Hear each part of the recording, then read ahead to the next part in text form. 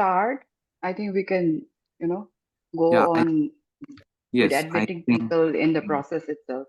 yes. Yeah, so I'm going to start now. I'm Priyanka Devi Kshetrimayum. Then I have been a member of the library, which is the Advanced Research Consortium Library and Archives. So we have been hosting series of lectures on different issues of research interests and many of the things relating to social, political, and any kind of issues. Then, so as a part of our lecture today, we have respected Sir Rajeev Bhattacharyya, who is a senior journalist who has already worked earlier in different media houses such as the Telegraph, the Indian Express, the Times of India, and Times Now. And he is also an author, and he has authored three of the books, which are Lands, Guerrilla Warfare, Insurgency in Northeast India's Northeast, which was published in 2013. And one of his seminal or classic texts, I would say, who prefer to read in the with people who research in the area of conflict studies is Rendezvous with Rebels, Journey to Meet India's Most Wanted Men, which was published in 2014. And one of his most recent work is Alpha, the Mirage of Dawn, which was published in 2023. And in this lecture, the topic of today's lecture, we have titled it as Myanmar and Bangladesh Changing Fortunes, Implication for Northeast India. So this is a very pertinent topic in regard to the crisis that we have been facing in Northeast today, bordering Myanmar, the kind of crisis that we have in Myanmar and the Bangladesh, uh, considering the transnational criminal activities or the militant activities or the immigration issues or the displacement of many of the tribal which are there in Bangladesh in the Chittagong region and also part of the Chin state. So I think this is a very pertinent issue, and there are many rising issues because of this critical crisis that we are facing in the South Asian part or the South Asia particularly. And recently we have seen developing issues of jihadi threat in Assam as well, particularly of Islamic and also Ansarullah Bangla team, which is, basically the kind of conflict that or the crisis that we are seeing in Northeast has changed from what we have seen 20 or 30 years before. And particularly with the crisis that we are facing in Manipur today, the kind of maneuvering of different maneuvering of militant activities. We have seen the use of drone for bombing, particularly targeting civilians in the recent crisis as well. So it is a very pertinent issue, I would say. So I am very honored to and thankful to Sir Rajiv for joining us today. So I will now hand over to Michael to give a brief introduction of our library. Okay. Hi, everyone. I am Michaeljackson Pebam, and currently I'm interning at ARCLA Imphal. And talking about our library, ARCLA was established in 2005, and it became a public library in 2022. We have members from different walks of life, including students from humanities and STEMs. We have researchers, we have artists, we have journalists, doctors, professors, and many more. So it is a very vibrant hub of peoples who from different backgrounds, where we regularly gather together to organize variety of events, both offline and online, such as this kind of lecture series, art exhibition, workshop, and many other cultural events. And the library also holds a wide collection of books from different disciplines. And you can also find a very rare Manipuri historical manuscript from the 16th century to the present day here in our library. So you can come and see what the library is all about.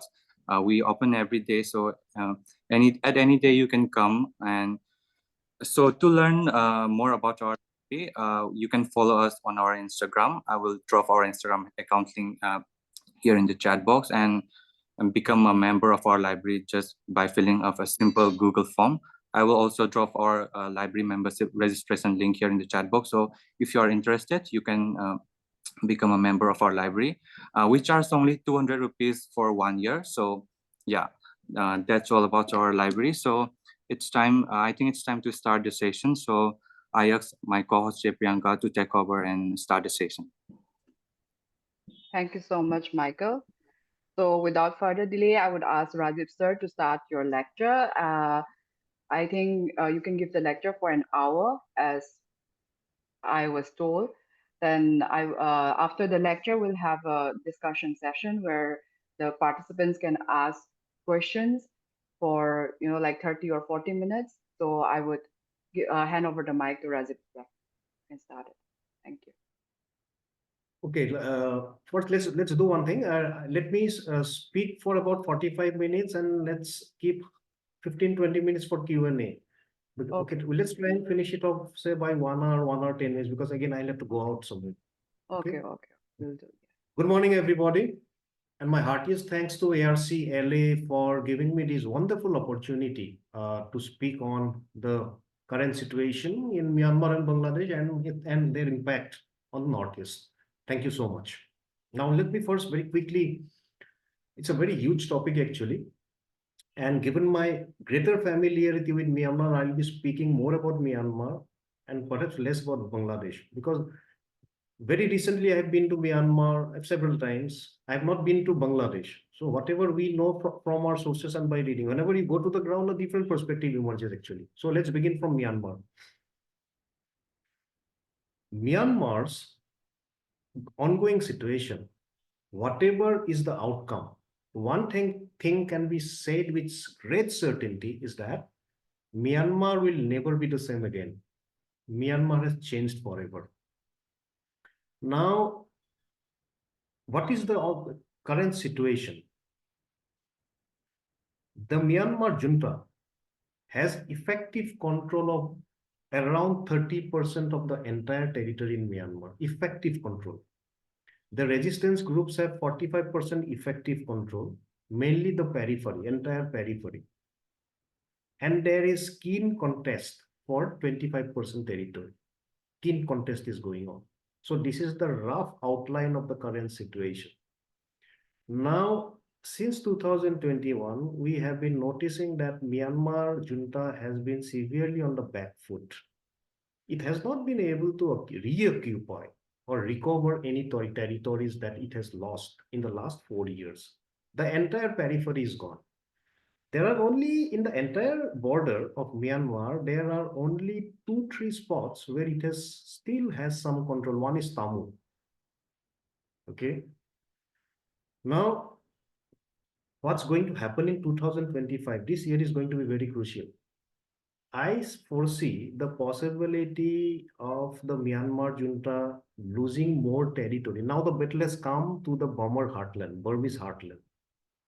There, the actual battle will happen in the Burmese heartland, including in Sagaing region. Sagaing region is going to be very tough. The reason being that the PDFs, there are so many PDFs. The PDFs are neo groups. They are not they are not very experienced. So what has happened is that in large parts of Sagaing region bordering Myanmar, Nagaland, even Arunachal, mainly Nagaland, mainly Manipur, these 398 kilometers, the Kachin Independence Army has been asked by the NUG, the government in exile, to come and take over, to train the PDFs, to actually guide them in launching operations, which they are doing. Very recent example was Homalin. Homalin was attacked, and parts of Homalin, I'm told, have been occupied by PDF and by the Kachin Independence Army. Sir, can I interrupt a bit? Somebody in the chat box has told that your voice is very low. Can you speak a little bit louder? Thank you. Well, there is a setting here somewhere.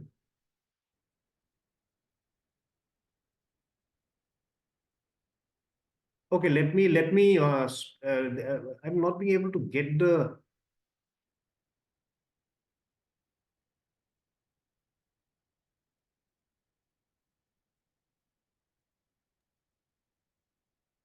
There is some.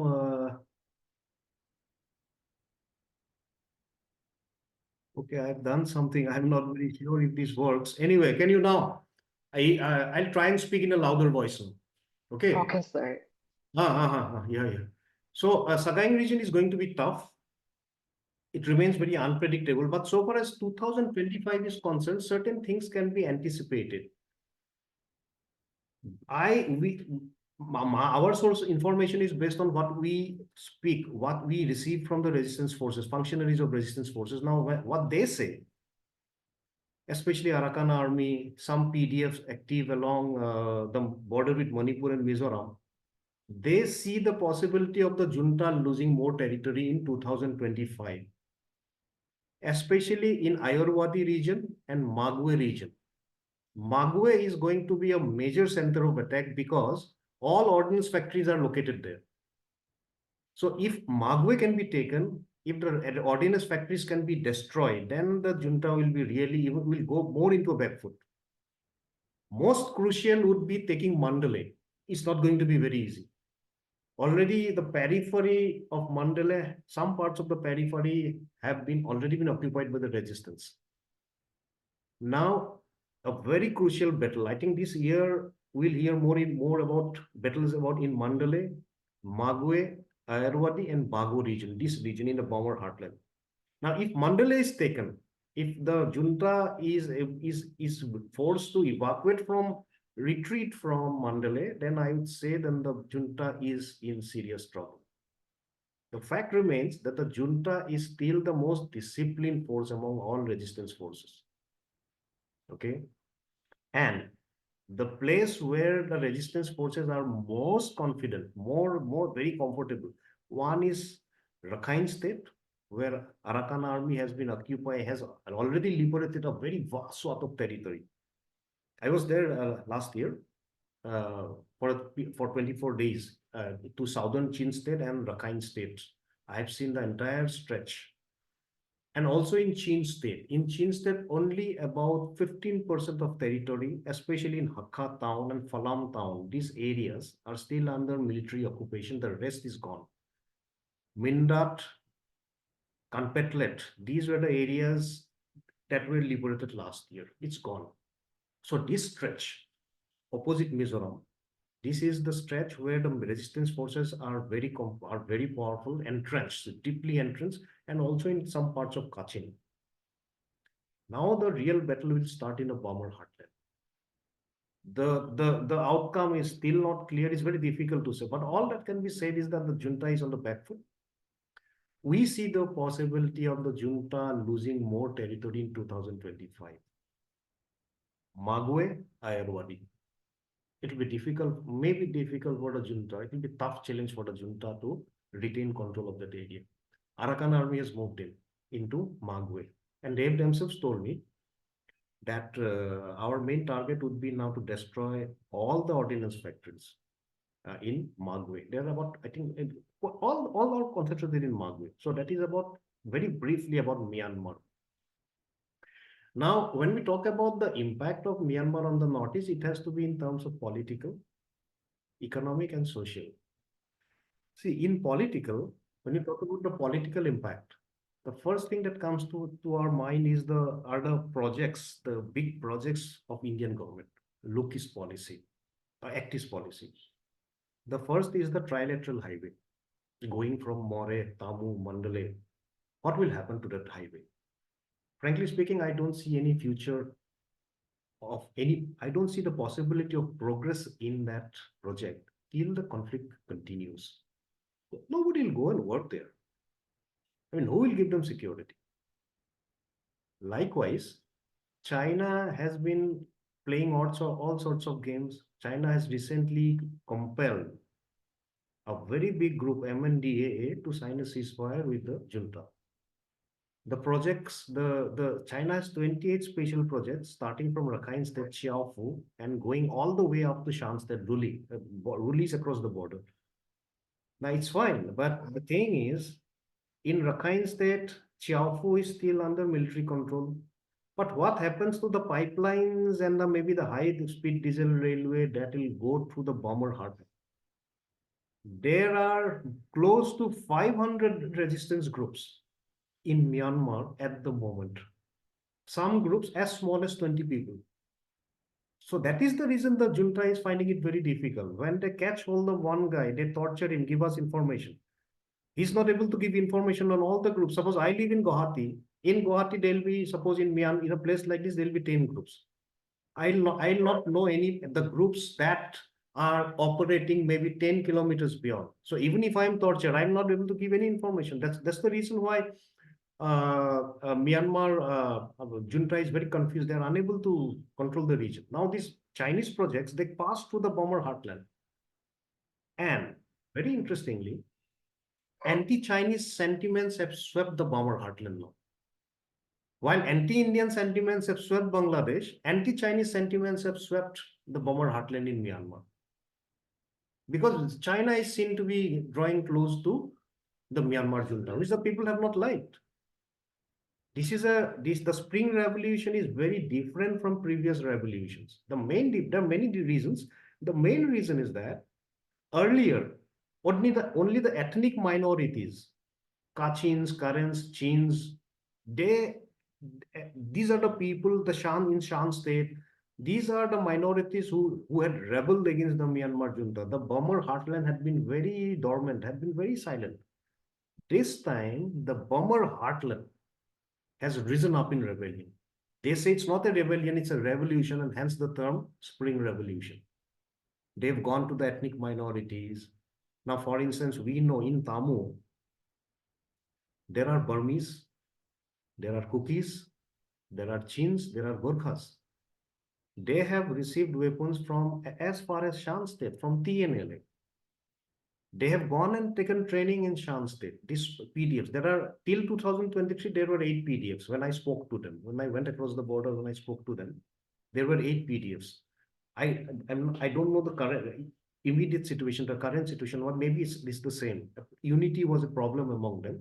So they have received training. They were Burmese. Most of them are Burmese. They have gone and taken training in Shan state, TNLA, Tamil National Liberation Army. They've also received weapons from TNLA. So this is the kind of the unity that has struck, that is now discernible between the Burmese majority and the ethnic minorities, which was not there earlier, and which is something the junta could not anticipate. They could not anticipate that there will be such a huge uprising among the Burmese majority. A huge miscalculation on the part of the junta. Okay. So I don't see the possibility of the trilateral highway making any progress so long as the conflict continues. Nobody will go and work there. It's very clear. The second project is the Kaladan project. Last November, I had written an article, a story in the Week magazine. You will find it on the net. The stretch from Jorinpui on the border with Mizoram to Palewa, it's a stretch of 109 kilometers. Last year, I saw an office being set up and consortium of 5 firms, including one Myanmar government PSU. I have given the photographs in my story. I had just that office was just across the border. I saw JCBs, vehicles. When I spoke to them, they told me that okay, this road is going to be constructed now from Jorinpui to Palewa. The Palewa jetty is not in a good shape. I've given the photograph there also. Last year, it had gone underwater because of the flood.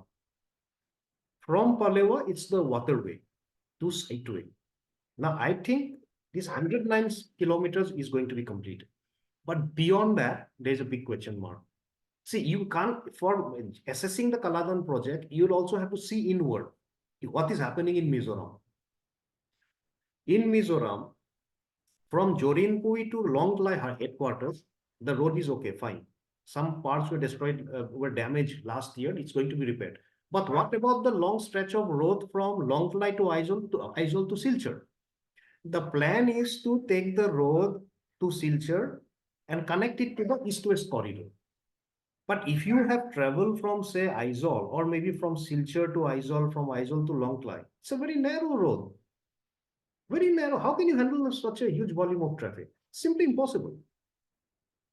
It might take, what I am told, that the government has begun the process of broadening the road. Again, land disputes again started. So I believe by the time the Kaladan project is finally completed, it will depend upon first what shape the conflict takes. Because if there is conflict, Nobody is going to send ships from Visakhapatnam or Kolkata to this part. Suppose I own a ship, okay?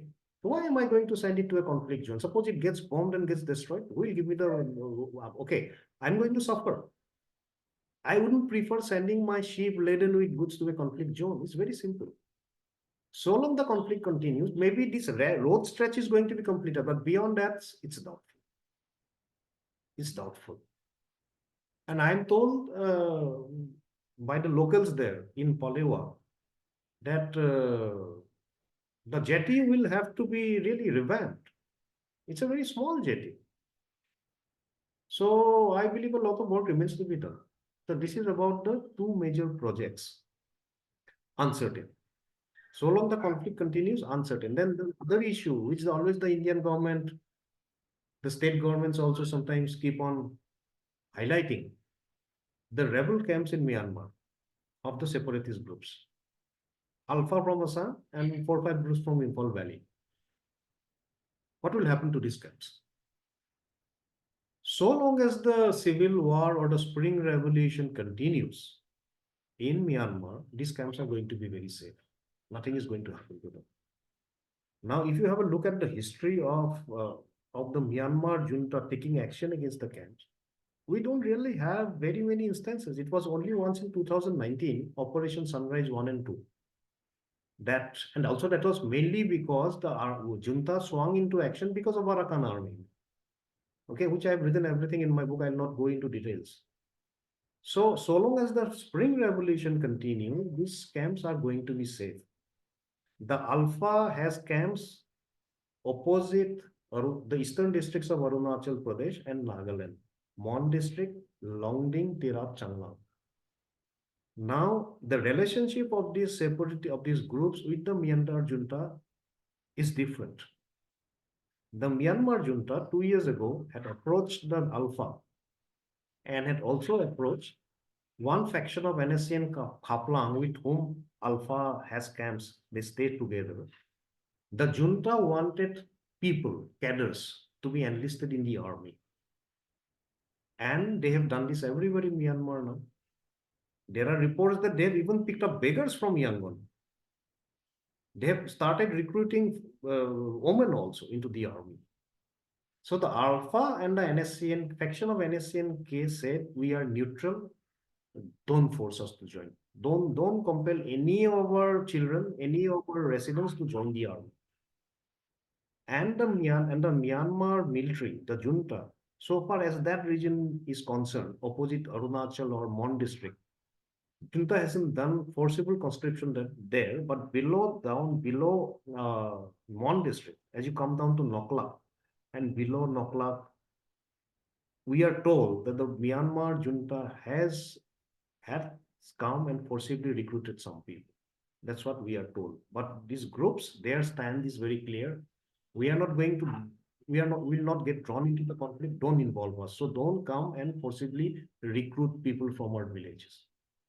As you come down, so far as the Meitei groups are concerned, it's a known fact that these groups are collaborating with the junta against the PDFs, against other resistance groups in Tamil. Only 2 days back, that incident happened in Tamil. A severe gunfight. I think people from both sides have been killed, more from KNA, from Kuki National Army Burma. The locals out there, when I spoke to them, a cross section of people from different communities, they are very upset. They said that we are engaging in a revolution to topple the military junta. These groups have stayed in our territory for so long. Now they are acting against us. They live in the battalions, the army military battalions. They come dressed in their uniform. They are provided weapons by the military and they attack us. And this is the report. I'm not giving you my opinion. This is what I have said, what I have been told, what I have written. So I guess that in case the NUG, the military is toppled, in case, that's a very hypothetical situation. If the NUG comes to power, then the future of these outfits in Myanmar could be jeopardized. It will not be very easy for them to sustain forever. if the NUG comes to power. And there are some other reasons also why I'm saying this. NUG will be more pro-India than the military regime. The military regime is completely under the grip of China. The military regime is not in a position to take steps to implement or complete the two projects, nor are they in a position to initiate action against the rebel camp, which New Delhi has also come to know now. It's not simply not possible. They don't have the resources. Also, from Kamjong down to Tengnopal, all the Meitei valley-based groups that are active here, they are helping the junta. So there is no reason for the junta to initiate measures to evict them from their territory. There is no reason for that. Even the UNLF, not the entire organization has come to Manipur. Some people have stayed back. Okay. So this is the overall future of the camps there. So long the spring revolution continues, the camps are safe. They'll sustain. Now, this entire border, India-Myanmar border, 1643 kilometers, the Myanmar conflict has had an impact on the other side of the border. The nature of the impact has been different. The degree of difference has been different. Okay, now if you see the Mizoram side, one very unintended consequence of the conflict in Myanmar has been the promotion of the cause of Greater Mizoram. Okay, Mizoram on one side, the Chin state on the other side. The whole entity, Mizoram and Chin state, they have combined. The cause of unity has been furthered because of the Spring Revolution in Myanmar. Because Mizoram has gone all out to help the refugees, the rebel fighters, rebel groups. Mizoram is very open about it. Okay, that is a very unintended consequence of the Spring Revolution, and it's not going to change. The unity will only emerge, will grow stronger. Although in Chin state, what I have seen, there are more than 40 dialects. The language spoken in Mindat is very different from the language spoken in Hakka. And there is disunity also. Now there is a group from Falam, CNDF. They are in a different alliance called the Sixth Brotherhood Alliance, where CDF, Matupi, CDF, Mindat, they are all part of that group, and they are backed by the Arakan army. Okay, so there's a lot of disunity, but despite the disunity, I have seen the cause of unity of the Chin Mizo, this brotherhood, this entire community, that has been strengthened. Okay, and that will remain. So I'll come to the FMR, the border fencing later on. This is one thing. Secondly, so far as Manipur is concerned, the impact has been very different. Now, that day, what has happened in Tamu, it is possible that the impact might also, in a different way, may not be as adverse, but there is a possibility of spillover effect into Manipur. Because obviously Manipur, the society in Imphal, the government in Manipur, their attitude, their approach has been different from that of Mizoram government. The reasons are understandable. We will understand these reasons, but somebody may be outside or in Delhi. We'll have to explain them a lot. So obviously one has to understand the fact that that's what I've been telling people. I am from Assam. I live in Assam. I have seen what illegal immigration can do. The situation, you see, the thing is, yet I'd like to tell you something, my opinion, which may not be directly related to the lecture. You can think about humanity only after you are secured. First comes security. I stay in this house. I'll think about my neighbor only when I'm secure. When I know that I have food to eat, I have clothes to wear, and I know that at night somebody won't come and won't break my door and come and kill me. Then only I'll think about my neighbor. This is something that many people don't understand. Humanity cannot come first. Security comes first. Now in Manipur, the quantum of illegal immigration from Myanmar is nothing compared to Assam. But still that 25,000, whatever I don't want to quantify because I don't know. Even that small number can trigger insecurity among the Métis. And when you are insecure, a person, even an animal also, when an animal or a human being is insecure, that person, that animal is going to be ferocious. It's human nature. So these root causes of the insecurity must be removed if Manipur has to come back to normalcy. This is very important. And the causes are genuine. I mean, this is very genuine. All communities must join hands. Even I've come across cookies and jomis saying that, hey, now we are against illegal immigration. That must be checked. And that can be the starting point, actually. Anyway, that is beyond the topic. So whatever is happening in Manipur and Myanmar, already there has been a spillover effect. You see the kind of weapons that are being used, drones and all, bunkers, handmade weapons. When I went to Tamu, Kalemio, Chin State in 2023, I've seen them manufacture. I visited a weapons manufacturing factory in Kalemio. You'll find my story in the Diplomat with photographs, video, everything. They were manufacturing mortars. I've seen them manufacturing pistols. Even I've seen one trying to manufacture drones. So this has had an impact in Manipur. It's very apparent. And now, if the conflict continues, like what we witnessed in Tamu 2 days back, I don't want to go into the details. There are many layers in the conflict. I hope you'll understand what I'm referring to. So this could be dangerous at times because many interests are involved. Okay. So there is a possibility if this continues, it's very difficult to say what shape, what trajectory the conflict might take if it has a spillover in Manipur. But the rapprochement, it is going to be delayed. The comeback to normalcy is going to be delayed. Nothing much will happen because what I find is that in any conflict situation, the conflict cannot go on indefinitely. It has to come down. In Manipur also, it has come down. If you notice, compared to what happened in 2023 or early 2024 last year, the level of violence, there is nothing now. Only sporadic incident.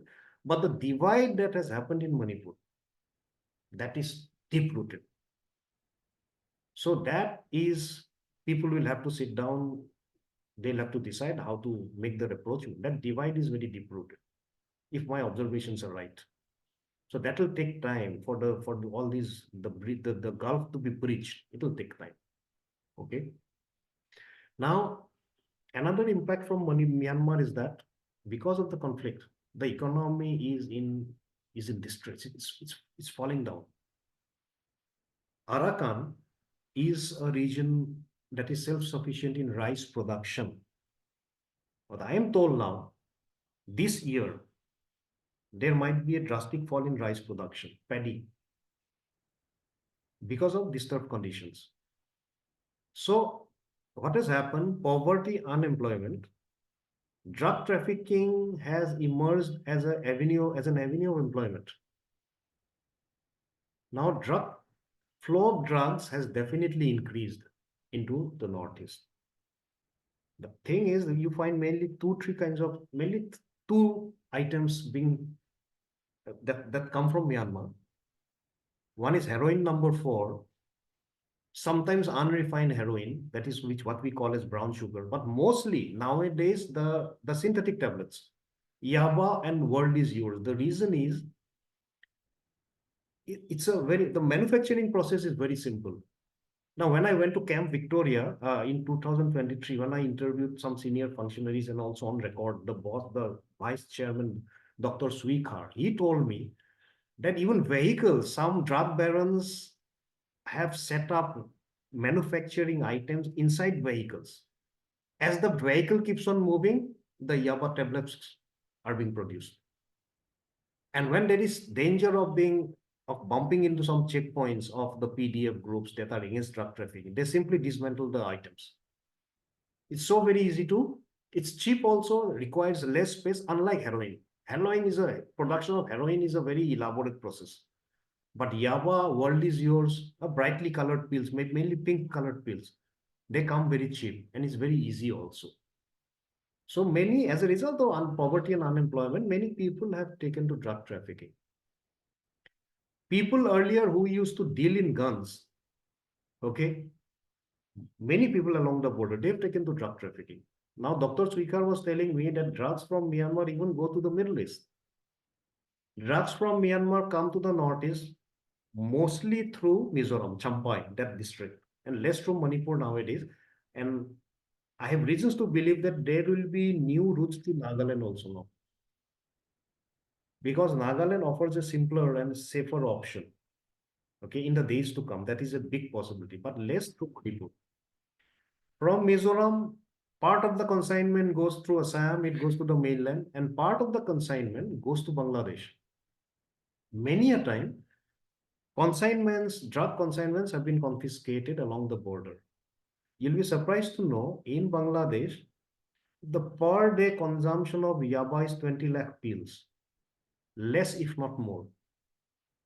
There have been occasions when laboratories have been busted by the police in Chittagong, in and around Chittagong town.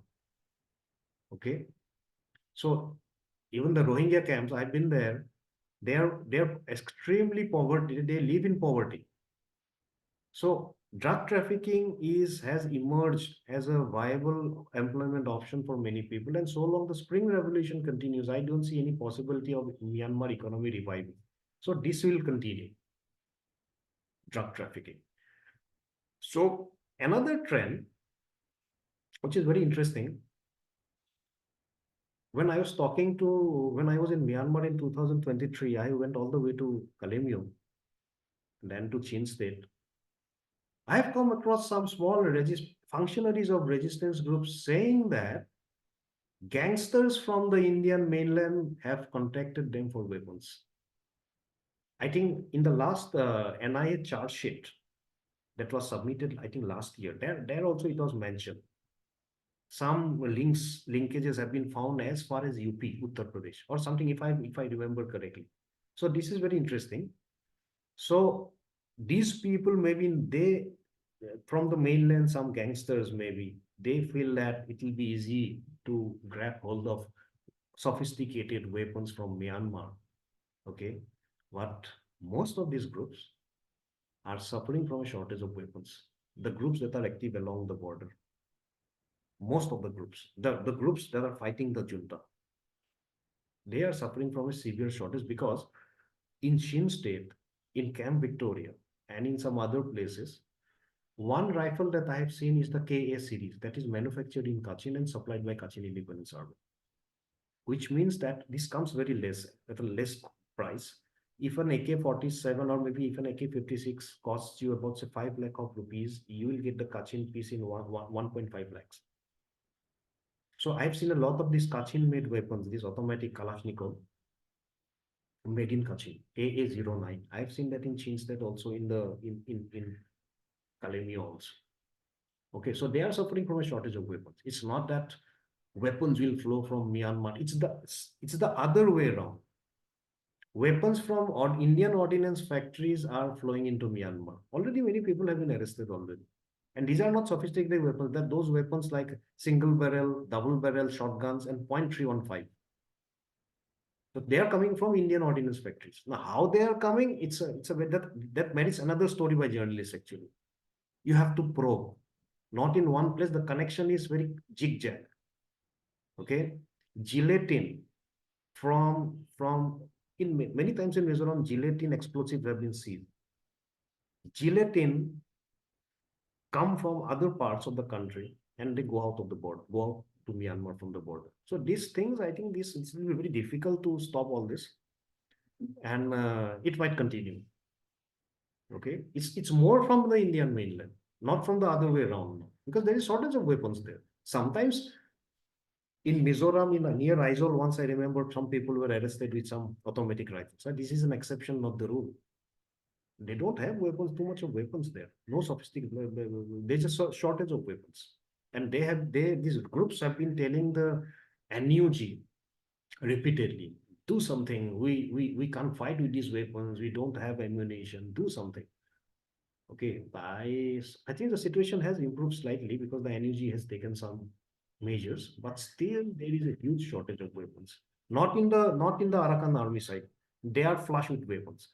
I'm talking about the small PDFs and CDFs in Chin State, Damu, Kamjong side, Chandel, all these places. Okay, so this is, I don't really think there will be a huge import of weapons from Myanmar. Occasionally, there may be some instances. Another very unintended consequence of the Spring Revolution is this I find very interesting. You see, the 1643 kilometers border that the India-Myanmar border,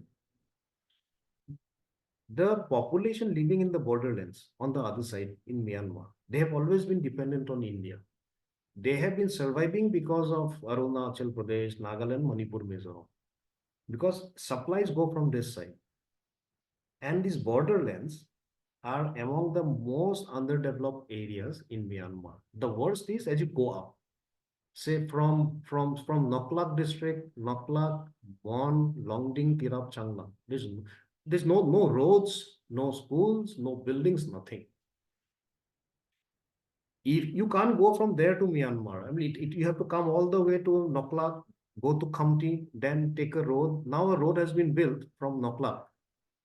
Even from Mon, last time I went there, I saw a road being built from in Mon district near Longding. I could see the road. Now, because of the underdevelopment in these areas, the entire population had been very dependent on survival, on all essential commodities going from India. Okay, medicines, salt, even vegetables also. In the winters, during some months, even rice also. Solar panels go in a huge quantity, in fact. Now, after the Spring Revolution, now if we imagine that this is the Indian border, suppose people in a radius of maybe in a span of, say, maybe you draw a line 25 kilometers, all people living here along the border on the Myanmar side were dependent on India. Now, because of the Spring Revolution, this 25 kilometers has stretched to 50 kilometers. This is something I have noticed. People as far as Tidim, okay, Tidim, people as far as Kalemio, they are dependent on India. But the zone where I found people to be extremely dependent on goods from India is the southern Chin state and Arakan, the Rakhine state. If these commodities come to a stop, there will be a severe humanitarian crisis there, especially fuel and medicines. So as a result of the Spring Revolution, I would say India's sphere of influence has increased. This is a very unintended consequences. This is my own observation. People have become more dependent on India because the reason being the junta, wherever there is resistance, there is conflict, or wherever there is a stronghold of resistance grows, what the junta does, or what the junta has done in the last 4 years, they have choked the supply lines. They cut off the supply lines. Cutting off the supply lines means all supply of essential commodities come to a stop. There are routes, sometimes you cannot stop it completely. Maybe 70% is stopped, 30% come through secret routes. They're smuggled from the mainland. Okay. This is I've seen with my own eyes. So India's sphere of influence has increased rather. And this is more apparent from Kamjong down to Longklai district. Down to Longklai district in Mizoram. Okay. Now, this is a very important aspect. And I think nobody has written about it. I think this is something that will have a very long-term implication, I think. Which is why many people have been asking me, do you support the fencing? I said, you see, fencing will disrupt the social relations. In the case of Manipur, it's a different situation altogether. Okay. But whenever people don't observe the border, there is actually no border. You go to Arunachal, Nagaland, Mizoram, but in Manipur, yes, the reasons are different. But at the same time, I feel some steps should be taken to ensure that the social relations don't come to an end immediately. Yes, it's very necessary to prevent illegal immigration, necessary to curb poppy cultivation. It's very necessary. But at the same time, I believe some effort should be made to ensure that the social relations don't come to an end. And also one very important thing, right at the moment, many people from Myanmar are staying in Manipur, but not everybody is an illegal immigrant. There are many Burmese there. They have told me, we don't have any intentions of staying in Manipur. We'll go back. I have come across Gorkhas, I have come across Chins also. Now, there are no Chins in Manipur. Okay. I was surprised to have found Chins in Tamil. They have migrated from Chin state. Okay. There are even Chins. I mean, they said we are refugees, we are not illegal immigrants. If we go back, we'll be killed. So we hope the people of Manipur, the government of Manipur will understand this. We appreciate their concerns of illegal immigration, poppy cultivation, and all. Okay, this is one thing. Then about this is social relations. So when you talk about since the social relations are very strong, there is vehement opposition from Nagaland and Mizoram also in Manipur also. So while from my point of view, I feel that the fence will come up in Manipur, even if it takes time. It has multiple objectives. So far as the other states are concerned, there is a big question mark. There may be some regulation of the movement of people, but whether the fence can actually be built in Mizoram, Nagaland, it remains to be seen. In Arunachal, the border is 520 kilometers. If you start building a fence in Arunachal Pradesh, it might take you 40 years to complete. It's a very inhospitable terrain, Changlang side. Okay. So Manipur, yes, the government is very serious, but the other parts remains to be seen. I'm not very sure. I think it's not going to be very easy. That is about the fencing is concerned. Now, for ages, for years, for past many decades, the trade that has been going on, informal trade, which I have already referred to, it will continue. Fence or no fence, it's going to continue. And because the demand is more from that side now. When demand is more, supply will be there. So the informal trade, the quantum, the degree, the nature varies from state to state, from district to district. The quantum is less in Nagaland side, Arunachal, because the population is less. As you come down from Ukhrul down to Mizoram, it's more. It's more in Champa, it's more in Tamu, More side, in Tangnopal, Chandel. So this trade is going to continue. So as usual, because the demand is quite high on the other side, they cannot survive, especially medicines, fuel, salt. And I'm told now, as I've said, the extension of the zone of India's zone of influence, now these commodities travel far deeper now from the Indian side. Okay, they go very last in 2023, which I have already written. I saw flour. Flour means what we call atta, maida, going from India to China via Chin state Kalemio. I was surprised. I asked why. They say the Ukraine war. Ukraine is the wheat basket. Supply from Ukraine to China has snapped or has drastically fallen. So atta, flour, is being exported, is being smuggled out from India. It goes all the way to China. I don't know if it's continuing now, but I saw that with my own eyes. Trucks being loaded on the banks of the Tiao River, they go all up the hills via Tidim, Kalemio, and then from Kalemio they hand over the products, the goods to another truck, then the truck makes all the way, they are sent to China. The Ukraine connection is there. Okay. So that is all about, very briefly about Myanmar. Okay, because this is such a huge topic, it can go on and on. Just touching the basic points. This is all about Myanmar. Now, so far, Bangladesh is concerned. Well, firstly, the one aspect that becomes very apparent is the anti-Indian attitude of the caretaker government led by Yunus. At some places, we have come across instances that fencing has not been allowed. in Tripura, the Bangladesh government has constructed an embankment that touches the zero line. And Tripura government has raised an objection. There have been many instances. Now, 3 days back, I wrote the piece for First Post. It's a very dangerous thing has happened. The Bangladesh government is encouraging Rohingya armed groups to launch a campaign to regain their homeland in Myanmar's Rakhine state. I've just written a piece 3 days ago. For the first time, 4 Rohingya armed groups have joined.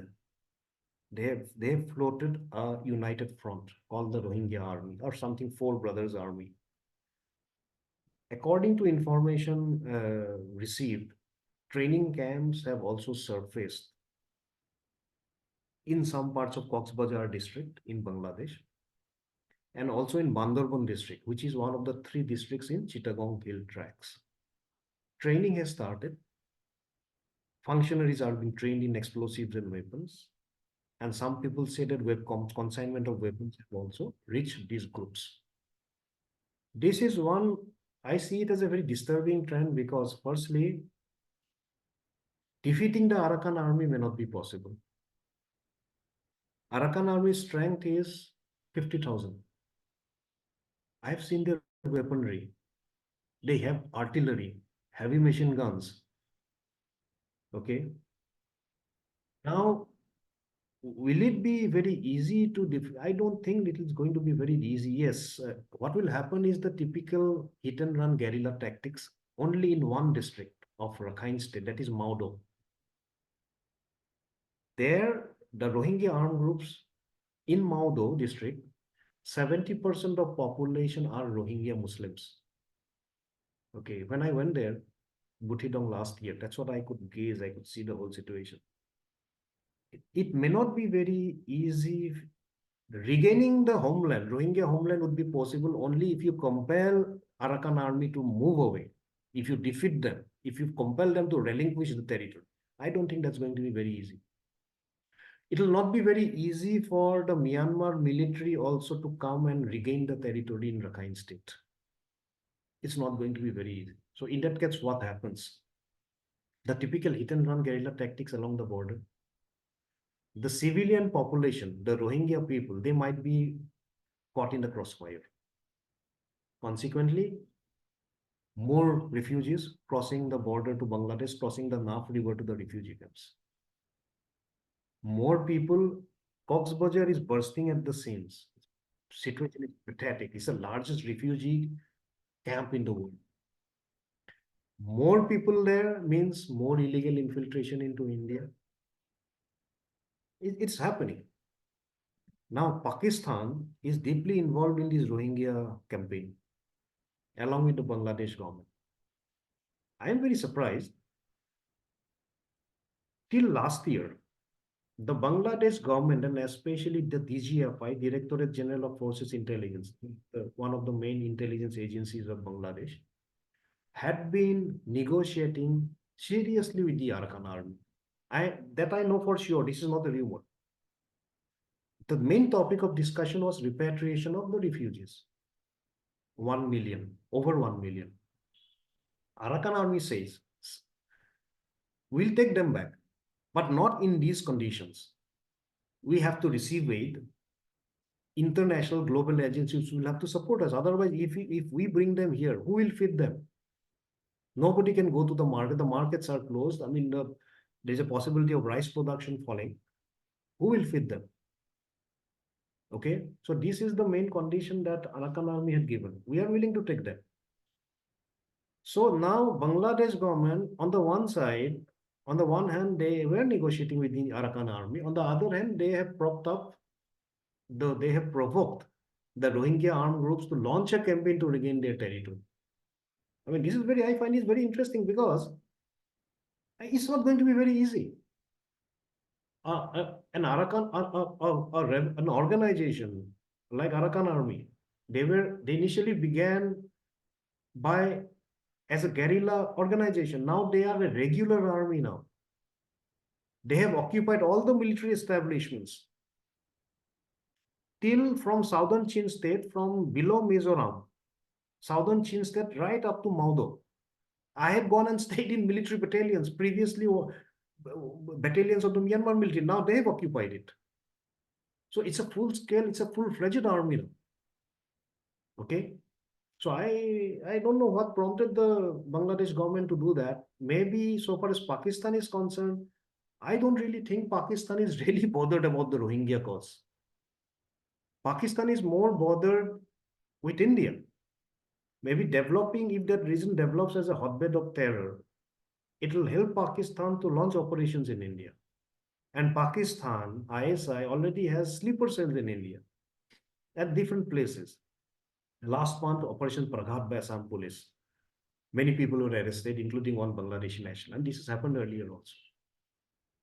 This is not to say that these modules, terror modules, have wide support. They don't have any support. Now, suppose even among the Bengal origin Muslims in Assam, they don't have support. Very, very little. But the problem is, if these things happen very frequently, there is a possibility of the innocent people being caught in the crossfire. This is a very disturbing development in Bangladesh, that Rohingya area, totally. Number one. Number two, what about insurgent camps? Will we see the possibility of camps surfacing in Bangladesh again? Now, a few days back, there was a report that Alpha Chief of Staff, Alpha Supremo, Paresh Boro had landed in Bangladesh. Just, I think, about 10 days ago. I don't think that report is true. Report is not true. And establishing insurgent in camps, training camps, like what we had noticed earlier, before 2009, may not be very easy, but possible, but it cannot be ruled out altogether. But my contention is, my opinion is that it's not going to be very easy for a variety of reasons. For Alpha, many political leaders narrowly escaped the Chittagong arms hall. Many would have been hanged. So they will be wary of again drawing close to Alpha. But again, the Pakistan factor is there. Nonetheless, I see a presence of some rebel outfits from the northeast in Bangladesh. If not camps. Camps remains to be seen. That cannot be ruled out, but that may not be very easy. But presence, yes. Mainly two groups, Alpha and PLA. So that is one thing. Now, whether that will have a significant impact on the separatist campaign in the Northeast remains to be seen. One thing is that there may be scope for investment of funds there. If you get returns, that return could be used to sustain the camps in Myanmar. Okay. So I see that possibility of a greater presence, but camps, let's see. Possibility cannot be ruled out, but may not be very easy as it used to be earlier. Now, the UNIS government, it's a caretaker government. When the elections are held, I don't know when it's going to be held. Much will depend upon which party comes to power. Now, there may be a three-cornered or four-cornered contest in Bangladesh. Now, some people, my friends, journalist friends there, some observers even say that the students might float their own organization, own political party. The BNP is there. Okay. So much will depend upon the outcome of the elections, the policies towards India. See, Bangladesh cannot survive without India. That whether Bangladesh likes it or not, it's completely surrounded by India. And Bangladesh also, I believe, should not forget the role played by India in 1971. My father, as an IPS officer, he was also involved in training Mukti Bahini.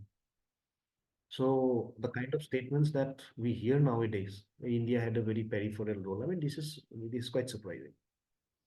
So definitely the anti-India sentiments are very strong in Bangladesh. And the economy, some people even believe that Bangladesh's prominent role in the textile industry will go away. It will not be possible for Bangladesh to maintain that role. And the entire garments industry might come to India. So when there is more unemployment, there will be more illegal infiltration. In the last 4 or 5 months, every week, almost every once in 10 days, the police or the BSF, they have been apprehending illegal immigrants, either from the Tripura border, Meghalaya border, or in Assam, even in railway station also.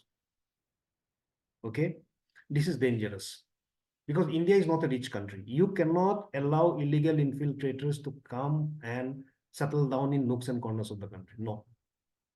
But so far as Northeast is concerned, I don't really think the illegal infiltration will impact the Northeast. They're moving out to the mainland. You see what happens when you illegally cross the border, you'll first identify the safe routes. Now, suppose as a journalist, if I have to go to any country, maybe I'll have to first determine the safe route. I'll have to determine the safe places where I can go and spend the night, then move on to another place. Assam or the entire Northeast has been very this issue of illegal infiltration has been hogging the headlines. People are concerned. Even the illegal infiltrators know that also. So they'll never come and settle down in Assam or Meghalaya or Tripura. Okay, or even in Dimapur. They'll come here through touts and their agents, they'll move to the mainland. That is what has been happening. And it's a fact. In Jharkhand, in some districts, the population configuration has changed. This is something very worrying. One has to accept that. Main idea is never disturb the ethnic balance. Okay? Suppose in Pakistan's Punjab province, Punjab, there's a fine ethnic balance. We don't hear of any communal conflict, communal riots. I've never heard about it. People are living peacefully. Now, suddenly, if the population of Hindu goes up abnormally in 10 years, the majority community is bound to be very disturbed. And then there will be undesirable consequences. So never disturb the ethnic balance. People are living very happily. Bangladesh is a poor country. The Hindus cannot live with the Muslims. The Muslims cannot control their population. This cannot be the problem. This cannot be the problem of the Northeast. Okay. If my neighbor has a problem, he has 50 people, that cannot be my problem. Already Northeast, especially Assam, has accommodated enough Muslims and Hindus. The ethnic identity is very strong in the Northeast across all communities. That cannot be Northeast's problem, or even to the extent it cannot be India's problem. In the late 80s, early 90s, Nepalis were coming and settling down in Bhutan. Thousands and thousands of Nepalis. And suddenly from 89, the government decided to evict them. 1 lakh people were evicted by late 1990. Now, my point is, people in Nepal, if you have problems, if you don't have food to eat, clothes to wear, houses to stay, how can Bhutan be responsible for that? Okay, Bhutan is a peaceful country. They love their country. They love their culture. Okay, this is my view. This is all South Asia. You cannot hold Bhutan responsible for that. This is about illegal infiltration. I don't think Northeast is going to be affected, or many people have been asking me, will the Rohingya infiltration impact the Northeast? No. Rohingya will not come and settle in the Northeast because they don't have the network. The Bengal origin Muslims that live in Assam or Meghalaya or Tripura, they will not allow the Rohingya to settle here. Okay. Now, so next is, what about India's projects in Bangladesh? Indian government, the government's strategy was that since the outlet from Myanmar was very doubtful, an alternative route was being thought about from Tripura to Chittagong port, connecting to the Agartala-Akhora railway line and then to Chittagong. I think that looks a bit doubtful now. That might be delayed. That could be delayed because there is such an anti-India stance, attitude of the government. And let me also tell you, at some point, you also think that, okay, Sheikh Hasina has escaped to India. India is identified with Sheikh Hasina and Awami League. So at one point, it is very natural to have an anti-India sentiment, actually. Okay. Now we have seen the kind of all the unknown aspects of the Awami League regime are coming out now. secret killings, many people have disappeared, huge amount of wealth being amassed. At some point, people are dead. It's bound to be a reaction. Okay. So that is it basically. And as usual, Bangladesh remains to be seen. This is going to be an unstable region for India. If the election happens, then the outcome of the elections will play a role, very crucial role. Otherwise, the projects, I mean, I don't, this might get delayed. Obviously, and in that case, what will happen is that some other countries might take the advantage. China might come and take the advantage. Okay. So I think it's almost 1 hour, I think. So can I have the questions now? It's almost 1 hour is gone. Okay, sir. Yeah, you have given us overwhelming information, and the kind of narration are very myriads, pull out the myriads of issue regarding the border areas of Northeast. So now the discussion is open, so I would request the participant to raise their hands and ask questions or drop the question in the chat box.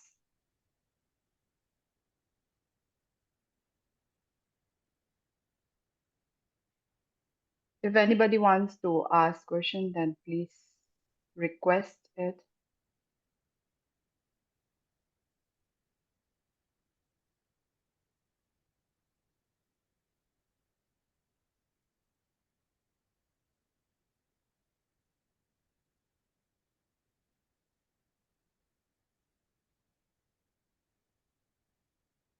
Arnapal has raised his hand.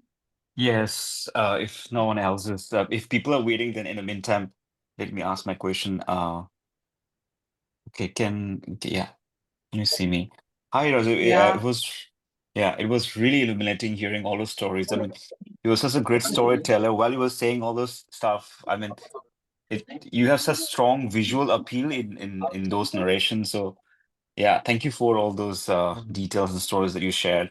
My question is, although can you hear me? Can you hear me? I can Yes. hear you. I can hear you. Yeah. Okay. No, my question is that on one hand, any kind of influx or migration can have a burden on our local whatever economy, on our livelihood, so on and so forth. And the Northeast being already so precarious from before. But on the other hand, if there are, if there is an ongoing what do you call war or armed conflict in our neighboring country, that is Myanmar, and it's going on such a large scale, right? I think that this influx is inevitable, which I think the government of India also knew. The state government in the northeast of India also knew from before. Why is it that the government of India didn't form a proper policy to rehabilitate or any kind of policies that the government could have done on time? Why is it that they didn't do it? Because they knew that this was going to happen and it will have this kind of unwanted consequences, like in the long term, right? So, but yeah, why do you think the government Okay. didn't have a policy before? See, Yeah, thank you. that has to do with the nature of the Indian state. Always remember one thing, which I have been telling this to many people. India is not a nation in the making. In 1885, when Indian National Congress was founded, they gave out a statement. W.C. Banerjee was the first president. I mean, they gave out a statement saying that India is a nation in the making.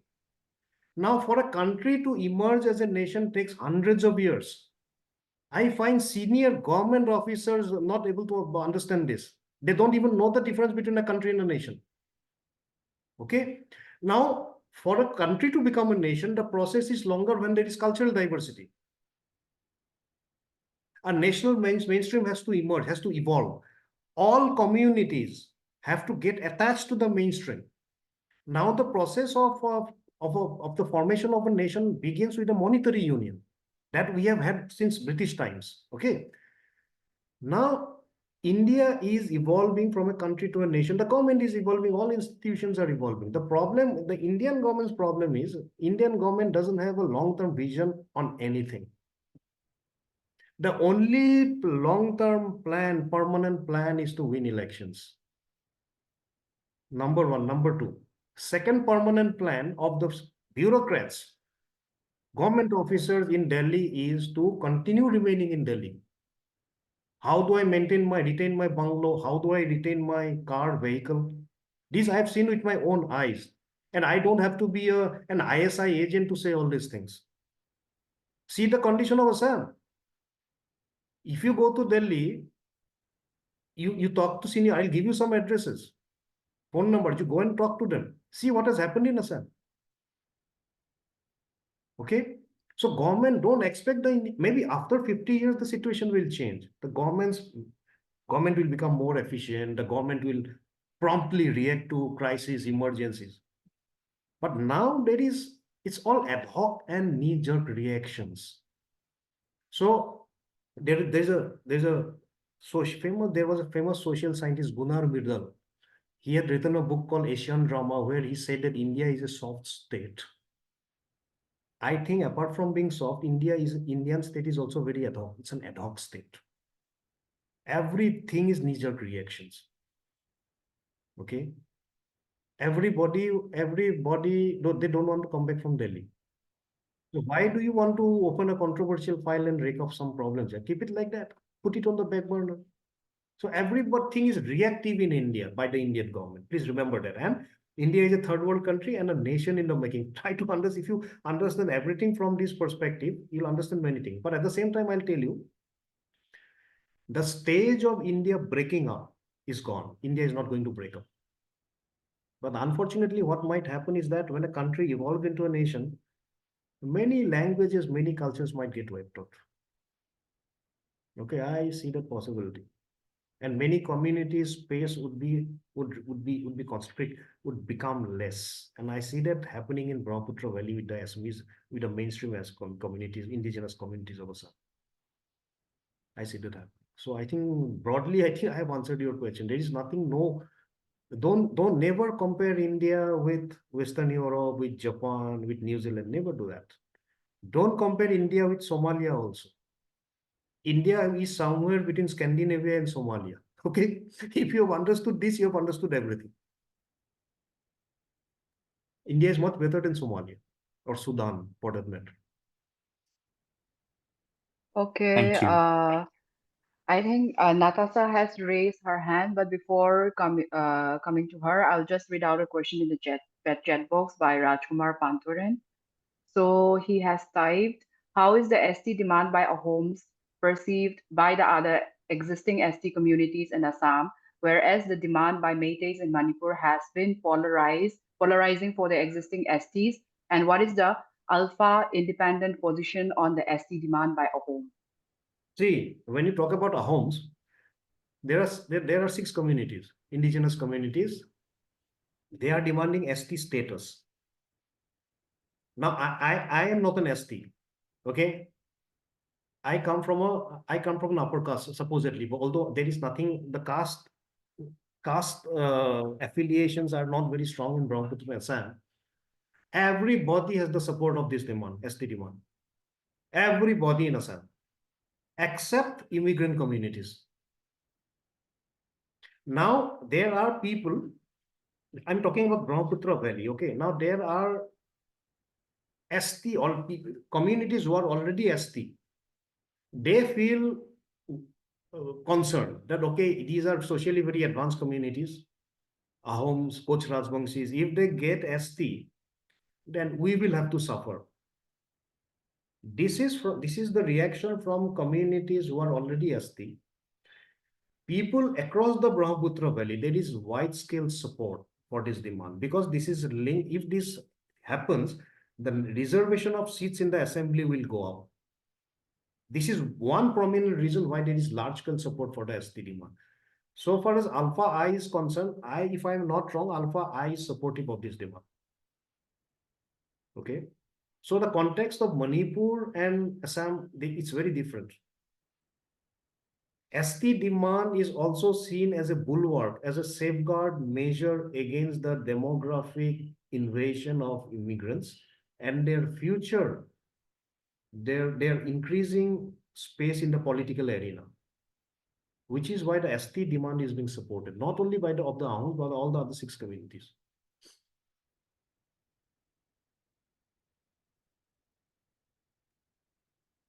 So Natasha, can you please go ahead with the questions that you want to put forward?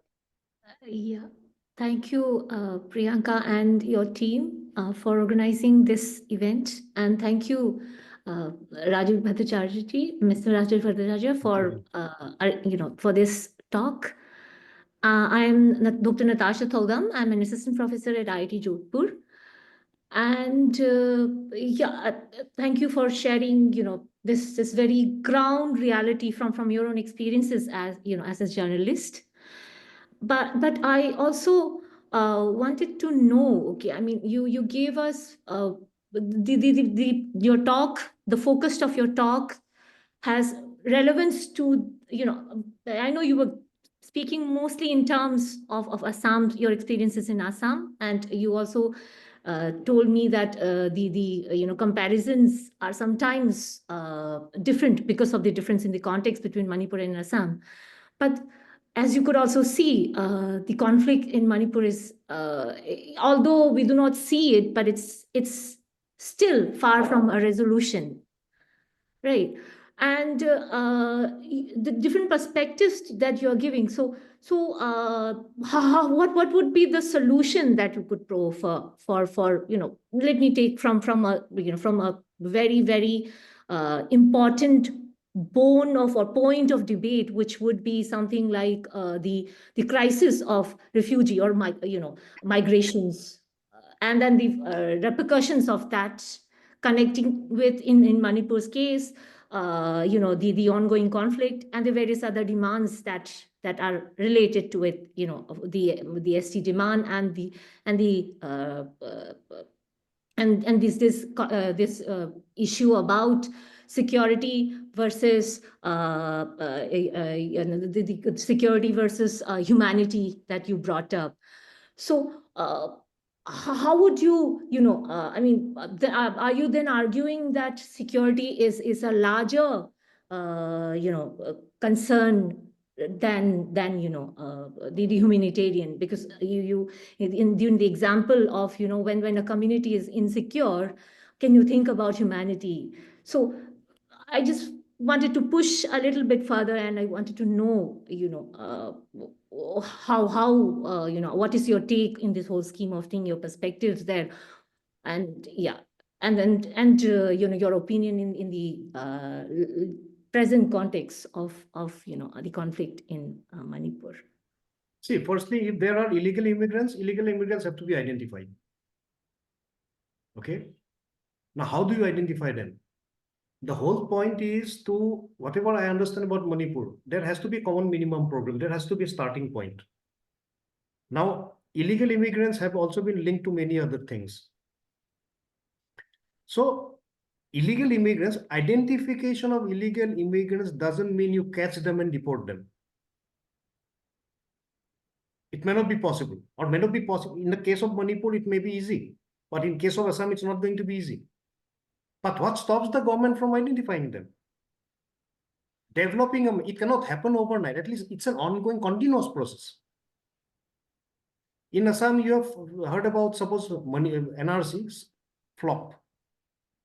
It was a crisis, it was a scam. Now, in Manipur, at least the process can begin. And the process has to begin with a common minimum program. The process has to begin with support from the other community also. Because from the other, even in Assam, you find all kinds of communities. Not all Bengal origin Muslims are immigrants. They are genuine citizens who have been living in Assam for the last 80, 90, 100 years. So you need their support also. Deportation comes much later. At least there has to be a starting point. Now, last year, I was in Imphal. I was attending I knew I was talking about NRC and all. The support is gaining ground that NRC has to be done in Manipur. But it's not very easy. You have to work out the mechanism. Manipur has to learn from the mistakes committed by Assam, which I think I have already written. A book has already come out, I think. What are the mistakes committed by Assam in the process? So there has to be a starting point. It cannot be done overnight. It cannot be bulldozed. Okay, we are doing an NRC. No, you have to sit down, brainstorming sessions. You have to complete apparatus, the funds, how you go about it. But in Manipur, the task is going to be much easier than in Assam. The population is less. So of course, I mean, I think it's first you go step by step. First, you identify them. Make sure that no innocent citizens are harassed. Okay, that can be the starting point. At least make the start, or make at least the discussions which the government should discuss with the civil society across the communities. I'm sure. I mean, all the genuine citizens. I mean, even from other communities, not everybody is going to oppose the NRC. Not everybody. So there has to be a starting point, I think. Okay. As I said, the government in India, state governments, the central government, they are reactive. They do when some crisis has happened as a reaction. There is no preemptive measure. That is a big problem. Maybe after 50 years, we might see a different scenario. We don't know yet. When can India become the nation, full-fledged nation? Okay. So that is what I can say. I think the Manipur is some kind of a stalemate. The divisions are so deep. There is no talk of bridging the gulf, remaining as it is. Somebody sometimes there is firing. Again, once in 2-3 months, there is flare up. Some people are killed. Some houses are burned. Anyway, I think these are going to go down. The main issue is the larger. How do you tackle the larger issues? I think this is my opinion. Identification should not be much of a problem, provided you have the proper mechanism, proper strategy, proper approach. Yes, sir, before I let Malem Gandhi speak, there are many questions that are coming in the chat box. So can you please note it down? I'll just read out the questions so that you can answer. So one is from Yensauba. He has asked, those claimed to be refugees are caught with Aadhaar cards or trying to naturalize, creating a ruckus with serious Take one at a time. ramifications. Take one Okay. question. So he has actually he has made a very big statement. So it's kind of a statement plus question. So I'm just reading it out. Those claimed to be refugees are caught with Aadhaar cards or trying to naturalize, creating a ruckus with serious ramification. Even there is hard evidence of Burmese Kuki involvement in the Manipur conflict. It is just dubious, but a fact that the Kuki Joe's exponential increase in demography is a serious threat, especially in Manipur. What serious ramifications might shape in the near future of Indo-Myanmar relationship and affect Northeast India, since it is an open secret that Indian military support the rebels as well as trying to cozy up with the junta? This is one part of the question. Then another. Ask me the question. I myself getting confused. Just ask me the question. It'll be easier. So he's asking what serious ramification might shape in the near future of Indo-Myanmar relationship and affect Northeast India, since it is an open secret that Indian military support the rebels as well as trying to cozy up with the junta. This is one part of the question, and another question that he has raised is. Hang on. Okay. Okay. You see, there is an impression that the Indian military is close to the junta, but I don't think it's as close as one would imagine. This is my opinion. Yes, sometimes we see photographs of them together. Sometimes we have seen them along the border. But I think now it has changed. I don't really think the Indian military is as close to the junta as it is envisaged. That is number one. So far as the ramifications are concerned, I think we have already discussed about the ramifications. We have discussed. It all depends upon what shape the trajectory will take in Myanmar. Ramification, when you talk about ramifications, you have to understand in terms of the political side, social, economic. And we have already discussed that, I think. It remains very uncertain situation in Myanmar. But the social interactions and all, they'll continue. The border will remain unstable so long as the conflict continues in Myanmar. So cut a long answer very shortly. This is already we have spoken about the ramification. Please ask the second question. So the second question is why the Meitei and Naga rebels support junta is obvious, since they have been harboring with some sense of security against Indian military to sustain the course of the revolutionary process arising out of the historical reasons as known to many. The corollary of need to confront as friend's enemy being compelled to. No, what is the question? Why is Should I the repeat it? So he's asking why the Meitei and Naga rebels support junta. It's obvious since yeah. Okay. See, the Meitei rebels have been staying in Myanmar since a very long time. Some groups have a very cozy relationship with the junta, even before the military coup. They have developed a relationship. Now, when the conflict started, the junta came and said that you have got to fight with us. And the Manipur, the Meitei rebels, the groups were not in a position to say that no, we are not going to fight. Many camps have been surviving, especially in the Tamu area and upward to Chandel district, Tengnopal Chandel. Many camps have been surviving because of the military. Okay, so now the groups are not in a position to say that no, we are not going to listen to you. This is one prominent reason. Okay, why the Nagas are there, maybe the reasons could be slightly different. This is my understanding. You see, NSC and IM had a base only across Ukhrul district, had a presence in the Somara trek side.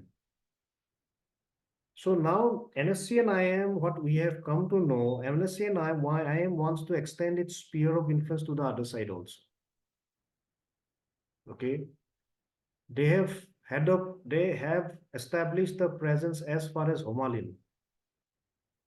So maybe the NSC and IM thinks that our purpose is going to be served better if we join hands, if we collaborate with the military. Okay. So on the one hand, you have these groups, on the other hand, you have all the other local groups. So this is the reason I feel. Because NSC and IM wants to expand. The agreement is not happening with India. So they are thinking in terms of Greater Nagaland, maybe in a different perspective of expanding to the other side. They think that collaborating with the junta might serve their interest better. And for the Meitei rebels, Meitei groups, the cause is different, I think. Meitei rebels, they don't have a plan to expand there, but their aim is to sustain their camps there. And they think that can be done by collaborating with the junta. And many of their camps have been surviving because of junta's active support in the last so many decades. Okay. Next, I'll let Malimgan be to ask questions, so you can unmute. Wow. Okay, thank you, Priyanka. Thank you so much. Can you hear me? Rajeev, can you hear me? Yeah, Am I hear you, yeah. clearly audible? Okay. Yeah. First, I'm Malem from IIIT Manipur, assistant professor for English. Rajeev, I have a confession to make, first of all. Wow. Actually, I'm somebody who considers myself as someone who thinks very deeply and seriously about what's happening in Manipur and all the situation we're dealing with at the moment. So I thought, the first thought that comes to my mind is I'm supposed to know you. Actually, I did not know you about you before this talk. I came to realize that I am supposed to attend this lecture without fail, because one of my seniors, who I take very seriously, she reshared the poster for this talk, and she told me that you're somebody that I should really look forward to. So I'm really ashamed to say that I did not know about you before this talk. But after finding out, we were in our library yesterday, we were looking at your book, Lens and Guerrilla, Insurgency in India, and I saw all the pictures, and I was Googling you and all that, and I'm missing my classes right now to attend this. Anyway, so I have two questions. One is a more personal question, which is about finding out a safe route. You talked about finding out a safe route, a safe place whenever you go somewhere to report or to find out what is happening in that place. So I want to know, it's just out of curiosity and my interest. I want to know how you find it out, who you trust, the negotiations Okay, let me answer this behind question. finding out a safe route. One at a time. Take one at a time. Yeah. The first one is, sir, finding out a safe route, about finding. Okay. Yeah. Okay. Well, I'll answer one at a time. That is one. See, first Okay, and you can foremost, start with that. in journalism, I consider Bertil Lintner as a Yes. person who I follow greatly. Okay. In Yes, I've heard 2011, about him. Yes. he was the first one who crossed over from Mon district to the camps. Okay, interviewed Alpha Yes. Naga leaders, and then he reached China. He stayed 18 months in Myanmar. In 2011, when I went to Taka, to all the camps of the rebels, Manipuri rebels, from Assam also, I returned home after 110 days. Okay. There were reports in the national media that I was apprehended by the Myanmar military along with senior Alpha leaders, but there was a conspiracy. And nonetheless, when I came back, Bertil told me that you have to be crazy to do all these things. Okay. And that's it. Actually, see, as a journalist, our job, my profession, there are also different categories of people. Somebody are desk people, somebody are reporters in Delhi or maybe in Guwahati, Informal. They don't move out, they don't travel. I am a traveling journalist. My specialization is conflict, border area, infiltration, all these areas. So when you say, how do I determine the safe routes and safe persons sources? See, that is the biggest challenge. And a lot of homework is necessary. Because if something goes wrong somewhere, I know I'll not come back home. I'll end up like Daniel Pearl. Exactly, sir. See, ultimately, no two individuals are similar. So far as I am concerned, I believe in God. I leave everything to God before I cross the border. Okay. Now, before I went to Myanmar in 2023 and 24, 5 times, I started my preparation from 2022 January. It took me almost 1 year to farm up everything. In between, I came to Manipur, I went to Mizoram border areas, I got introduced to the resistance leaders. I sat down with them, I spoke, I told them my plan.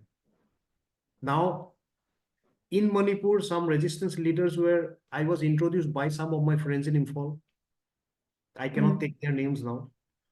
In Mizoram, I was introduced by some of my journalist friends in Aizawl, some friends in Champai districts, in Longtlai district. Okay. It takes a very long time. You have to convince them. They have to be convinced that, okay, you will be able to undertake the dangers. You will not write very nonsense things. Okay. Because somebody takes you, they also don't want to be seen they will not expect you to write all kinds of nonsense things. So objectivity, that is also another big challenge. Okay, so no two situations are similar. Now tomorrow, if I have to go to, suppose, say, Mindat in Chin State, my strategy is going to be different. I'll have to do a lot of homework on the phone. I'll have to arrange the logistics, funds. That is one place I could not go. It takes 4 days on motorbike from Siaha district in Mizoram to reach Mindat. 4 days on bike. And you have to travel 12 hours a day. That is one place I wanted to go because that place has been bombed 39 times. Oh, wow. Okay. I know I'll get a lot of stories.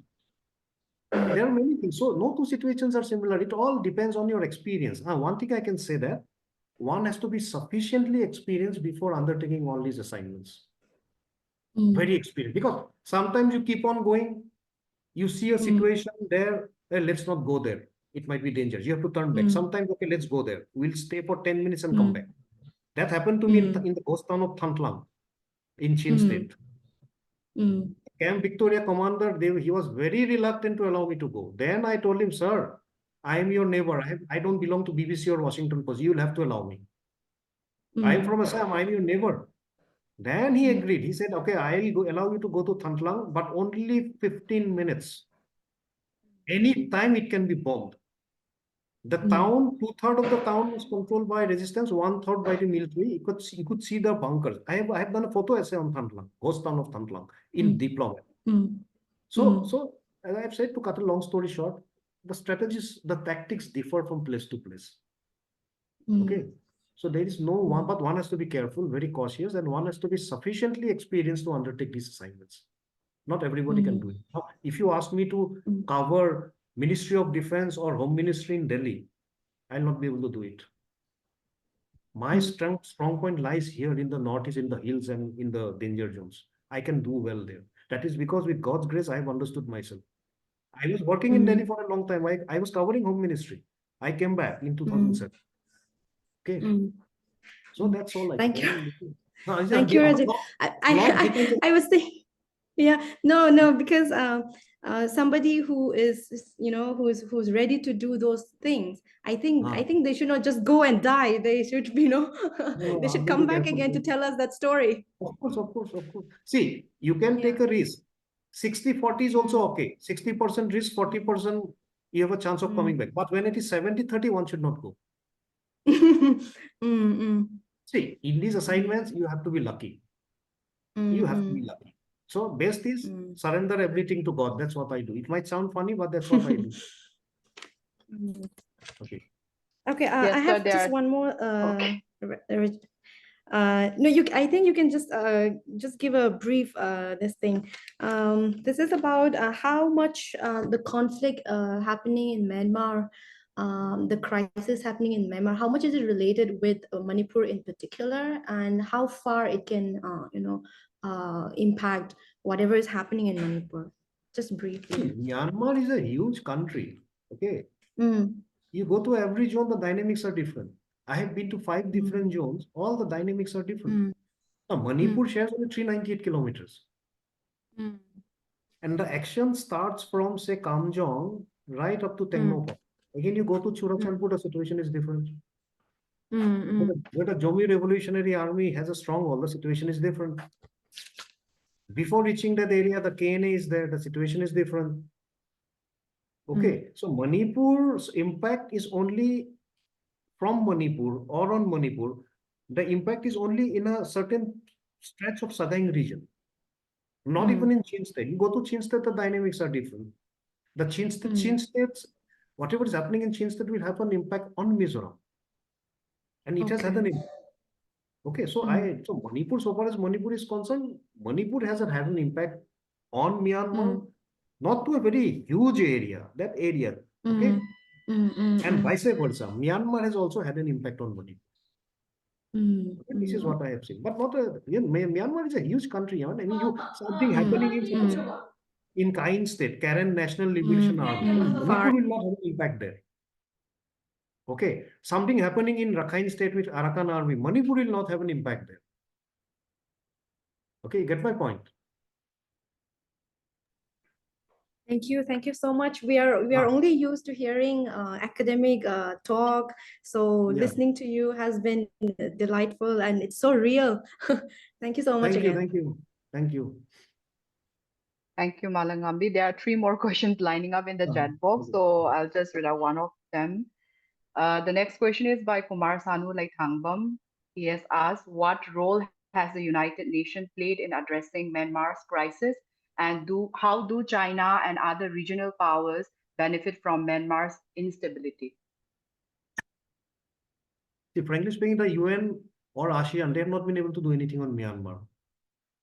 We're going very short. See, instability, as I have said, when Myanmar is unstable, So far as India is concerned, India is not going to gain any benefits out of it. Likewise, for China, China is more concerned than India about its BRI project, Belt and Road Initiative. If the conflict happens, the project will be delayed. It's very simple. There is a chance of somebody bombing the project, bombing the special economic zone or wherever that project passes through. So instability, I don't really think is going to benefit anybody, especially India and China. It's not going to benefit. India has been adversely impacted. Drugs, the projects have been stalled. Okay, illegal immigration, weapons flowing out of the country. Likewise, China also, because China has recently arm twisted, as I've said, MNDAA to stop the conflict. The conflict is not serving China's interests because China has much larger ambitions and aims in Myanmar than India. Okay, that's it. The next question you can ask. The next is, do you find any connection with religious extremism on ongoing unrest in Myanmar and Bangladesh, Northeast state? Any findings on external actors, factors, agencies, nation, MNC for fueling unrest in Myanmar, Bangladesh, and its bordering state, particularly Northeast India? See, so far as Bangladesh is concerned, as I have already said, we have found ISI is becoming active. This already come out in social media and news reports. Okay. ISI has become very active in propping up the radical factions. One very recent development in the Rohingya refugee camps has been the entry of the ABT, Ansarullah Bangla team, which is affiliated to Al-Qaeda in South Asia. Obviously, there. And now the latest rumor, there is a rumor in Bangladesh that's even in the armed forces also some radical sections might take over. Okay, so obviously some external factors are there in Bangladesh, no doubt about it. Okay. So far as Myanmar is concerned, it's more a homegrown spring revolution, I would say. It's more homegrown. Yes, I have seen US-made weapons in certain parts. MK12 rifle, MK12. They've come from Thailand, as I'm told. I've seen that myself. I have seen American nationals inside Myanmar. Okay, but I don't want to elaborate on all. Please don't ask me to elaborate. Because you see, we as journalists, we survive on our sources. I say something, my sources will get destroyed. I don't want to. Yes, I have seen American nationals inside Myanmar. So, but it's not huge. The quantum of support has not been huge. That's what all the rebel groups are saying. Give us manpads to shoot down helicopters and shoot down aircraft. Give us more sophisticated weapons. But the support from US has not been. NUG office is established in Washington. But it has not been to the extent that the NUG or the rebel groups in Myanmar would have expected. Yes, some weapons have come in, definitely. China has very intimate links with rebel groups in Shan state. MNDAA, UWSA, even TNLA also. Okay, China has links.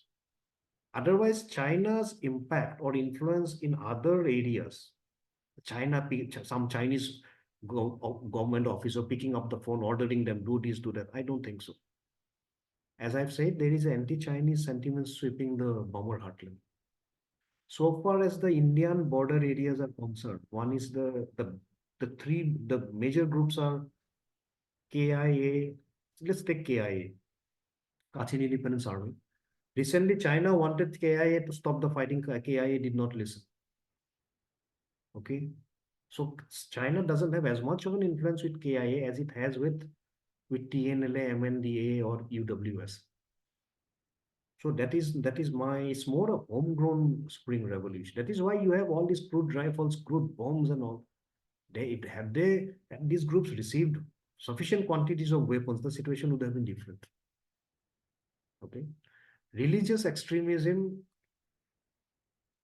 Well, you see, religious extremism, there is an element of religious extremism because in 2012 to 2014, the backlash that was observed in Myanmar against Muslims, that was, many observers say that was also an outcome of religious extremism. This time, I think some other factors are more prominent. The most important factor was that from 2012-10 to 2021, the phase of quasi-democracy, people had tasted democracy. They didn't want to go back to the dictatorial regime again. This is a very prominent factor why there has been so much of a huge rebellion in Myanmar, which the military regime could not anticipate properly. But suppose I am a convict in a jail. I've been living in a jail for 10, maybe 20 years. I've been set free for 10 years. And if somebody says that no, after 10 years, you've got to come back to prison, I'll not feel like I'll run away. That the same thing has happened in Myanmar. Next important thing is the Gen Z. This is a tech-savvy revolution. Young people. You have every information on your laptop or on your mobile phone, even how to make bombs also. In Kalemio, I found people making weapons after going through the some courses, some lessons on the internet. Okay, so some factors are, these are factors more important, I would say, more important. Okay, next question you can ask me. The next question is from Wangkem Paikomba. What will be the main reason that our honorable MP has not uttered a single word on the Manipur conflict? What is your viewpoint on the role of the central government? Have we been neglected? The stand of the central government is not very clear. You see, now I'm not going to comment on why the MP has not said it. I'm not going to comment. I don't really know. See, democracy is a game of numbers. Northeast has very less MPs. Okay. 25. So 25 don't matter too much. But the fact remains that the Northeast is the most strategically important region in the entire country, bordering 4 countries, which New Delhi should have understood long ago. The same policies that could be applicable in Gujarat or Madhya Pradesh should not be made applicable in the Northeast. It's a very sensitive, crisis-prone zone, extremely crisis-prone, sensitive. So that is, again, I would say, what I said earlier, India is a nation in the making. You don't expect everything to be perfect. Don't compare India with Scandinavia or Japan. Also not with Somalia or Sudan. So India is somewhere in between. So it's all part of the larger mechanism, I would say. You not only notice, you go to Jharkhand, you see the tribal condition of the tribals there. It's even more pathetic than us in some other areas. So maybe the government has not been able to reach there. The central government has not been able to understand the importance of the Northeast. The Citizenship Amendment Act was a prime example. Assam has already accommodated Dinar. Assam should have been left out of the act. Even it's not clear whether Ka is applicable in Assam or not. Even you ask me as a journalist, I don't know. The judgment that came on clause 6, silent on Ka. Okay, many things, there are many loopholes that are yet to be plugged, and that will take time.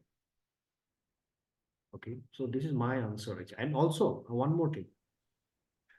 We have people in the Northeast, we have developed a tendency of always blaming the center. Always.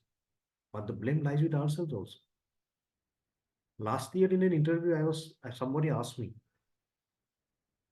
what will happen if Assam becomes independent? I say, a community that has not been able to construct drains cannot hope to be independent. Even if somebody gives Assam an independent sovereign status, Assam will not be able to retain that status. Assam has not been able to manufacture a proper drainage system, whether it is in Dibrugarh, Guwahati, Nalbari. New Delhi has not told the Assamese people or the Assam government not to construct drains. The fault lies with us. We have to accept that. And that is a big problem with the people of the Northeast. We don't see our own faults, own drawbacks. We find it very difficult to accept our deficiencies and drawbacks. This I have seen across all the states. Maybe Sikkim is a bit different. Maybe Mizoram could be a bit different. Okay, but the rest are all the same. If somebody likes it or not, this is a fact. Okay, next question. There are two more questions. I'll take these two questions and try to wind it up. This is a question from Kiamba. He asked, you mentioned about NUZ getting good traction with the support of the insurgents or rebels from multiple fronts. If NUZ ever has to come back to power in Myanmar, what role would these rebels or insurgents play in Myanmar's new political regime? As I've said, Myanmar will never be the same again. If the energy comes to power, I guess it has to be truly federal structure, full autonomy to the peripheral states, whether it is Kachin, Chin state, Arakan, Shan state, Kain, Kaya, it has to be total federal structure with full autonomy. Now, one very positive thing which I have noticed in the ongoing Spring Revolution, there is the mindset of the majority Burmese is changing, has changed. They are more accommodative now. Okay. Earlier, only the ethnic insurgents, ethnic minorities used to rebel. Now the Burmese have also joined them. So the mindset is changing. It's become more accommodative now. That's what I can say at the moment. If the NUG comes to power, it's going to be a very truly federal structure, and Myanmar will not break up. I still find it very difficult to accept that some people say Myanmar will break up. No, Myanmar will not break up, but yes, the structure, political structure has to be very different. Full autonomy to the regional, all the regional states, starting from Rakhine State, Chin State, Kachin, Shan State, all these you'll have to give full autonomy. Okay.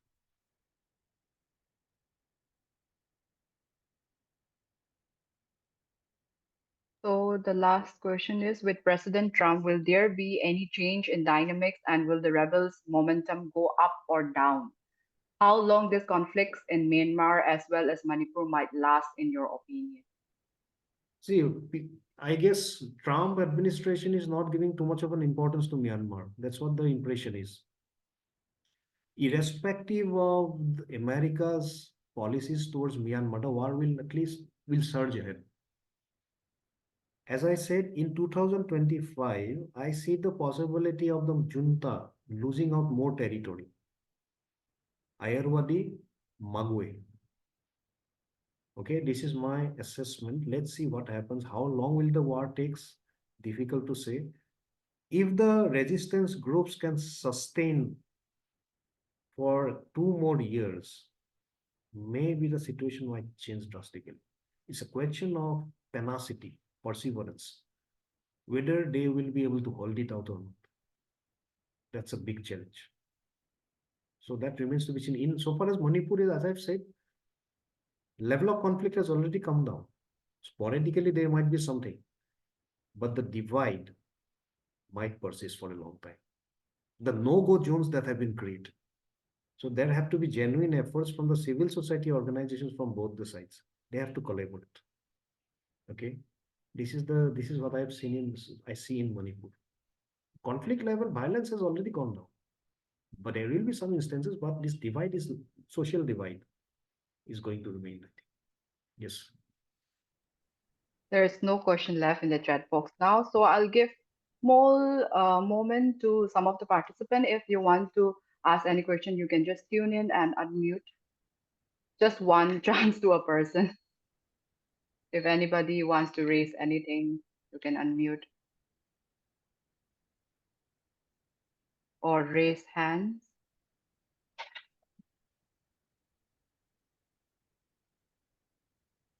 I think nobody has raised their hand. So thank you so much to Sir Rajeev Bhargava for joining with us and overpouring with all your knowledge and first-hand experience of, doing conflict journalism, I would say. Thank you so much. So one question has poured in, but I'll just, read it out. This is from Gopal Pal. What is your take on the Bangladeshi ex-PM Hasina's claim that US wants to create a Christian state between India, Bangladesh, and Myanmar? Is there any possibility? This is the last question that I'll be taking. Well, that's what we have been hearing. And this doesn't sound improbable because of China's projects in Rakhine State. Now, China, why China attaching so much of importance to in Xiaofu, the deep sea port, special economic zone, because they want access to the Indian Ocean. As and when that happens, the geopolitics will change. So America is very concerned. Now, Saint Martin Island, near Cox's Bazar, I haven't been to Saint Martin. It takes, I think, 2 hours by boat, 2 or 2.5 hours. It's tourist hotspot. If America gets a base there, it'll help them to monitor Chinese activities. Okay. So that looks quite probable that that America was pressurizing the Awami League government to give out Saint Martin's Island.